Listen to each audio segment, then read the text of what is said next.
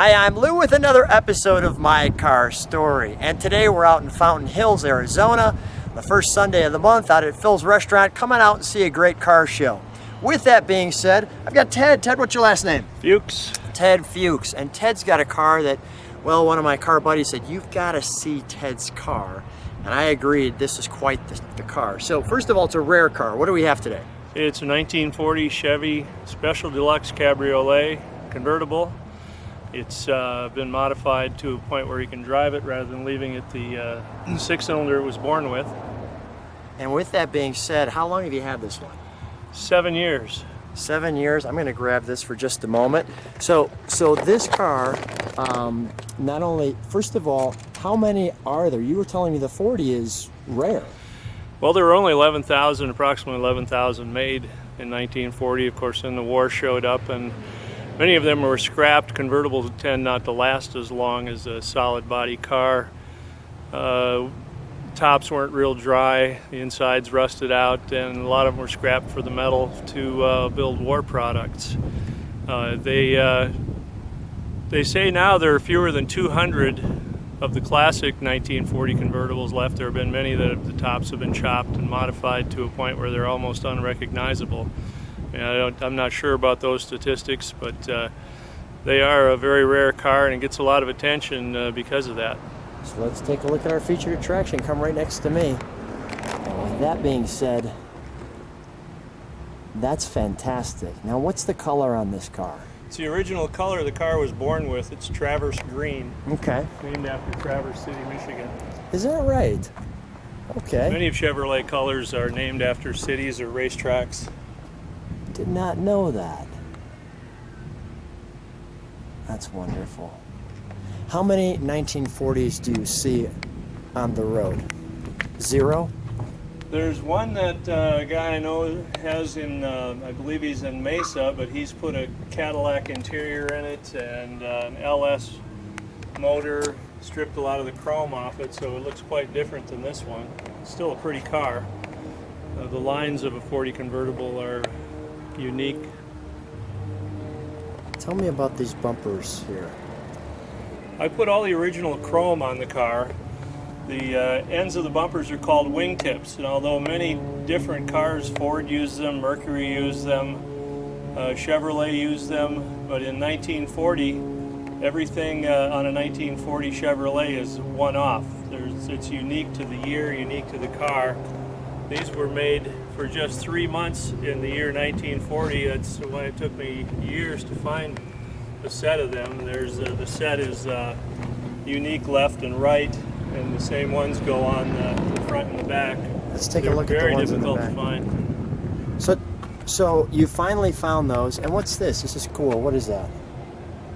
That's an image of what were called fender guides, and the fender guides were mounted on the outside of the front fenders, and they lit up to show you where the car was in relationship to the very narrow obstructed roads they had at the time. So that's called an antenna topper. It's just a decorative piece. They come in different colors, and it's glass. It looks wonderful. You got the Chevrolet logos there. You can see me in that one. The beauty rims and hubcaps are unique, and they are the original appearing 1940 hubcaps. How long did the restoration take for this car? I bought it was about half finished, and I constantly working on them. I added Willwood disc brakes. I had most of the car repainted. I had to do a lot of rewiring, interior work, trunk work. Had all new carpet put in the car. I added a fuel injection system to it rather than the carburetor. It worked out much better because I have another house at 7,000 feet, and when I drive it up there, it just didn't perform. So thanks to the fuel injection system, it accounts for the lack of quality of the fuel that's available due to the ethanol that's being added nowadays, so it adjusts as it drives. Let's open the trunk, shall we? Tell me about this trunk. That's spectacular. This is the original design of a 1940 Chevrolet trunk. They did have a spare tire underneath. Of course, it was all much rougher shape than this is. I added a compartment in the back for the battery. There was a toolbox here in the back, although I built a cover to cover up what's in there at this point. Otherwise it was just open. Yeah. And it just cleans everything up real nice. All these panels are leather, matching the interior, same hides that were used in the inside of the car are also used in the trunk. Let's take a look at the inside. Same leathers as the inside, so we're giving people a little cue on where we're going. I love the jewelry on this car, like this right here, and the wonderful jewelry on the handles, the Chevrolet across the back. Go ahead, let's go to the interior.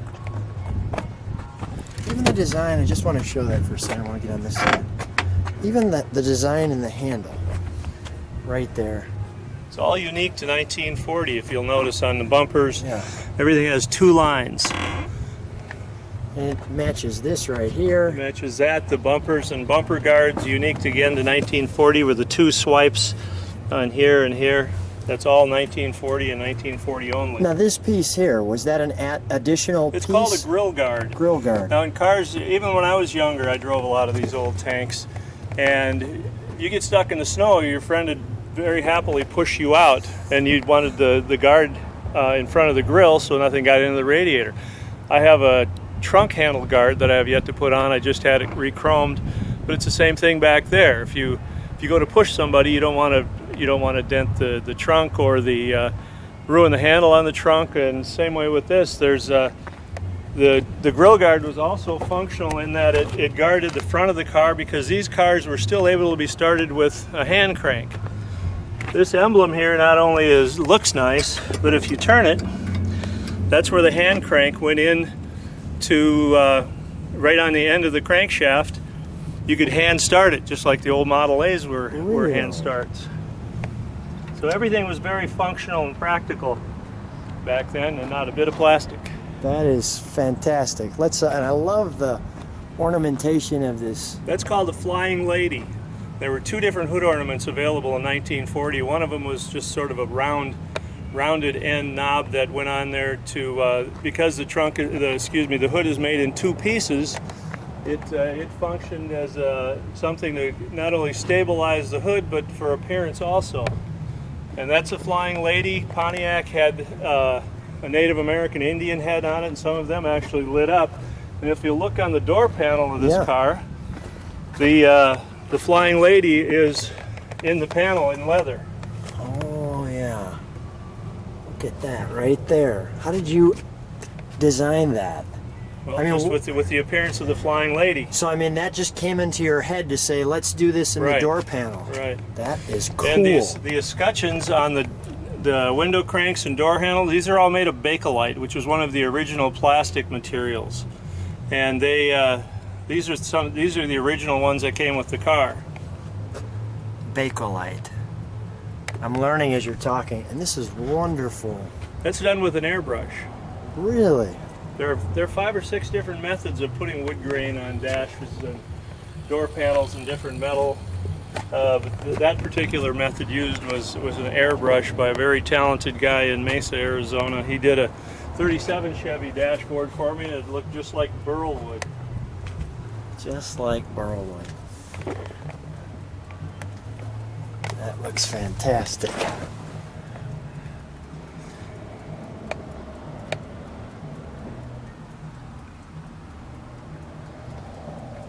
It's the original radio. Wow. The original clock. And you can see it's on time. That is great. The compass was not a stock or a featured accessory. It's an aftermarket item that many cars had in them. It's actually filled with soybean oil. Really? And look at all the mechanisms. It's all stainless steel. That is fantastic. And the carpeting, everything just looks wonderful here. I want you to show that radio one more time. Let's take a look under the hood, shall we?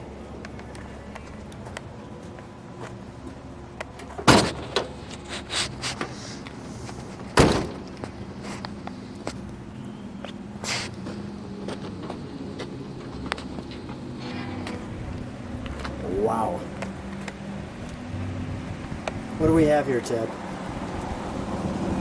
It's a Chevrolet crate motor. Those are engines that you can purchase that are produced by Chevrolet. Different vendors sell them. This particular engine is 355 horse 350. It's got aluminum heads. They came with a 650 carburetor, 650 CFM carburetor on them, and I found that it was didn't run as well in different temperatures and altitudes, so I put on a fast throttle body system. It's a fuel injection system that it's an incredible add-on to any car. I'd never build another car with a carburetor. The fuel efficiency went from 16 miles a gallon to 21 on the highway, and the power and everything is just immense compared to a carburetor. Let's fire her up. Let's hear what she sounds like. We'll idle it and then we'll give it a little rev.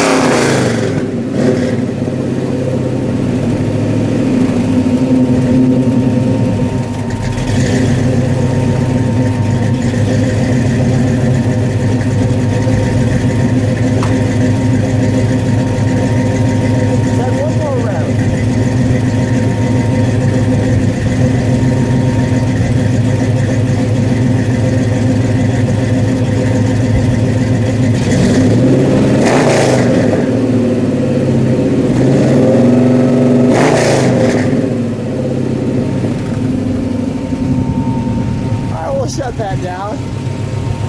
We'll shut that down. Well, that sure brought a smile to my face. Well, it's like a fire-breathing dragon. Yeah, it sounds like a race car. No doubt. It's built on, this particular car is built on a full Fat Man chassis. It's a company that builds chassis for many street rods anymore, where you buy the chassis, it's already got brakes, steering, and everything on it. It's got rack and pinion steering. I added Willwood brakes all the way around, which is a very popular, very efficient braking system. These older cars had four-wheel disc or drum brakes, and they didn't stop very well. It also has a 9-inch Ford rear end, 700R4 Chevrolet 4-speed overdrive transmission, and it's just been an incredible performing car, and it handles like a new Camaro. What do you think the horsepower is? It's over 400. It's not, I'm not exactly sure what it is. Yeah. The engine is rated at 355, and it's the fast throttle body system can be adjusted. You can add 40, 50, 60 horsepower. I think I have it set at 50 or 60, so it's between 400 and 420. And there are a couple of places in Scottsdale where you can buy 100 octane racing gas, and I try to put about a half a tank every other tank into the car. Yeah. Just because of the poor quality, and again the ethanol that that companies are selling nowadays. They sell 10% ethanol. They've tried to go to 20% ethanol, but the gas pumps themselves are being eaten up by the 20% ethanol. So you can imagine what it's doing to our cars. Yeah. Well, first of all, for the viewers who are watching, feel free, if you like this, to subscribe, as well as hit the little bell so you can see every video. And with it, Ted, what amazing information. You're a great caretaker for this car. Before I forget, why this car out of all the cars in the world? Well, the rarity, and I've always been a Chevrolet person. I've got other Chevrolets.